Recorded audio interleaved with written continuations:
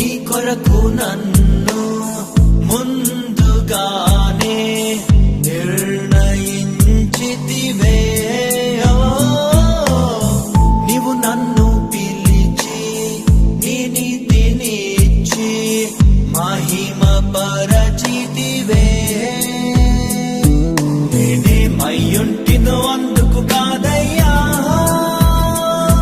నా క్రియలను బట్టి అసలే కాదయ్యా.